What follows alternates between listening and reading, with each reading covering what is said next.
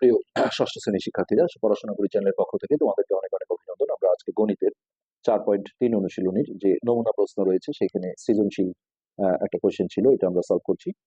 ইতিপূর্বে অন্যান্য পার্টগুলো যারা দেখোনি, আমরা ভিডিও নিচে প্লে লিস্টের লিঙ্ক দিয়ে দিই, সেখান থেকে দেখে নেবে। এখানে দৃশ্যকল্প 1, এখানে বলা হয়েছে তিনটি ক্রমিক স্বাভাবিক সংখ্যার যোগফল 33।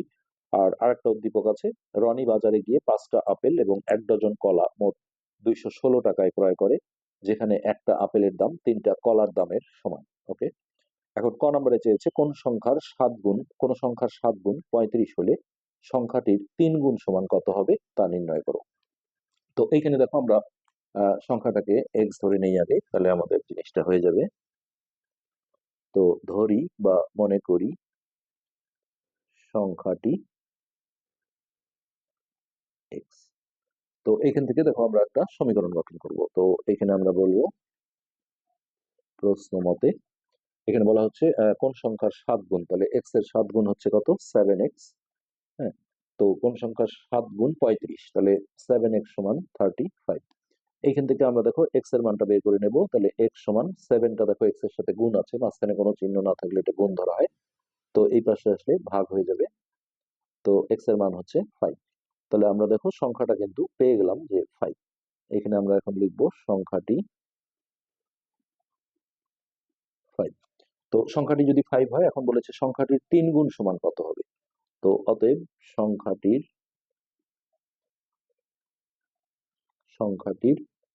3 গুণ সমান হচ্ছে এই 5 গুণন 3, তাহলে 3 5 15। এটি কিন্তু আমাদের এই ক নম্বরের অ্যান্সার। খুবই সহজ। 5 হলো, তাহলে 3 5 15। এবার আমরা এইটার খ নম্বরে আসছি।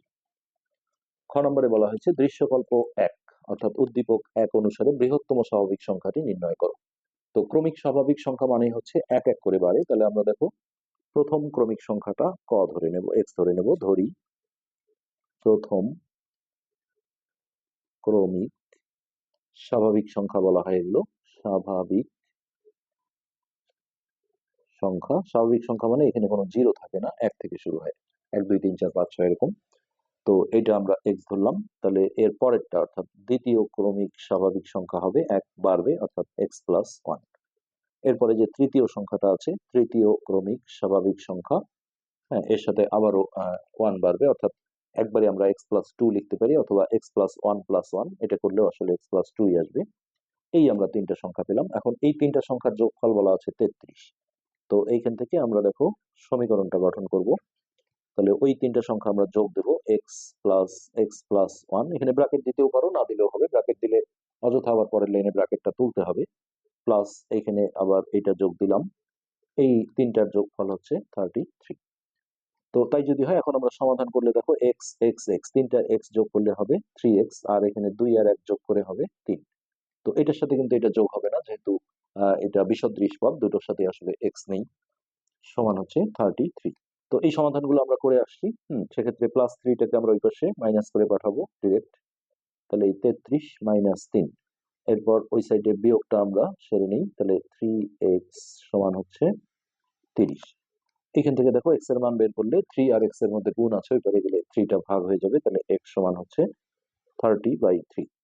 তাহলে 3 10 30। তো এক্স ছিল আমাদের প্রথম ক্রমিক সংখ্যা 10। হ্যাঁ, এইখান থেকে আমাদের দেখো বৃহত্তম সংখ্যাটা চাওয়া হয়েছে, তো আমরা সবগুলো আগে বের করে দিই। দ্বিতীয় ক্রমিক সংখ্যা, এর সাথে 1 যোগ হবে, 10 যোগ 1 সমান হচ্ছে 11। আর তৃতীয় ক্রমিক সংখ্যা, এটা এই যে এইখানে 11-র সাথে 1 যোগ করলেই হবে, 11 যোগ 1 সমান 12। তাহলে এই তিনটার মধ্যে দেখো 12 হচ্ছে বৃহত্তম, তাহলে এটাই অ্যান্সার। অতএব বৃহত্তম ক্রমিক সংখ্যা বা স্বাভাবিক সংখ্যা কত, 12। তিনটা সংখ্যাও চাইতে পারে, তখন এই তিনটেই হবে উত্তর। এটাই ছিল খ নম্বর। তো এরপরে আমরা গ নম্বরটা দেখি। গ নম্বর দৃশ্যকল্প 2 অর্থাৎ দ্বিতীয় উদ্দীপক অনুসারে একটা আপেলের দাম নির্ণয় করো।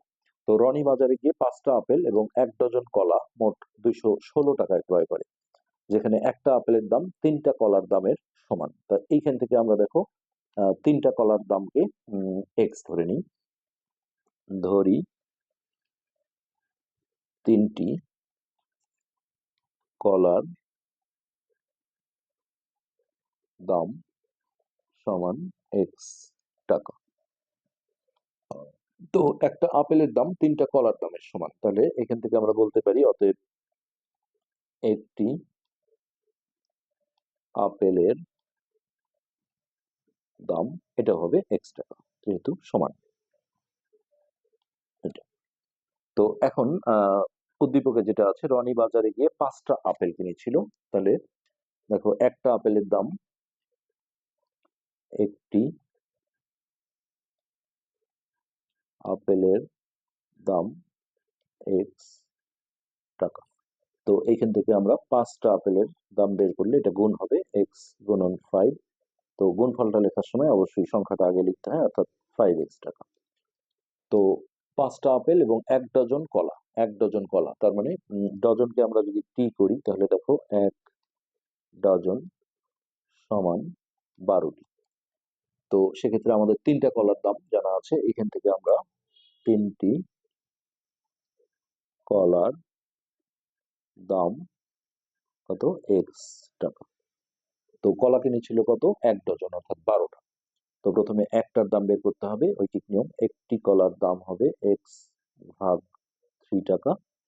তারপর এইখান থেকে আমাদের 12টা কলার দাম বের করব। তো 12 থাকবে উপরে, এক্স গুণন 12 ভাগ 3, 3 দিয়ে এটাকে কাটাকাটি করলে 4। হ্যাঁ, সেক্ষেত্রে 4টা আগে লিখতে হবে, অর্থাৎ 4x টাকা। এখন যেটা বলা হচ্ছে উদ্দীপকে যে 5টা আপেল এবং 1 ডজন কলার দাম মোট হচ্ছে 216 টাকা। তার মানে এই যে এইখানে দেখো, 5টা আপেলের দাম ছিল 5x টাকা, আর 12টা কলার দাম ছিল 4x টাকা। আমরা এখন প্রশ্ন মতে এই দুটা যোগ করে দেব। প্রশ্ন মতে 5x যোগ 4x, প্রশ্ন মতে এখান থেকে আমরা এখন সমীকরণ গঠন করব। প্রশ্ন মতে 5x যোগ 4x সমান 216। এবার এটা সমাধান করলে এটা যোগ করে দিলে হবে 9x, 9x সমান 216। এবার দেখো x সমান এই 9টা এই পাশে গিয়ে ভাগ হয়ে যাবে, 216 ভাগ 9। তো এটা আমরা যদি ভাগ করি, 9 দুগুণে 18, 19 20 21 36, 4 নং 36।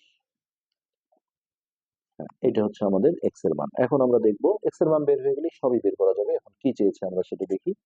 একটি আপেলের দাম চাওয়া হয়েছে। তো একটা আপেলের দাম আমাদের এইখানে যেটা এক্স এর মাধ্যমে করা ছিল, এই যে একটা আপেলের দামও দেখো এক্স টাকা। তো আমাদের যেটা রেজাল্ট আসছে এটাই কিন্তু আমাদের অ্যান্সার, এটাই একটা আপেলের দাম। তো অতএব একটি আপেলের দাম 24 টাকা, এবং এটাই হচ্ছে আমাদের এই কোশ্চেনের অ্যান্সার। তো আশা করি বুঝতে পেরেছো। আজকের পাঠ আমরা এখানে শেষ করছি। পরবর্তী পাঠ দেখার আমন্ত্রণ রইল। ধন্যবাদ।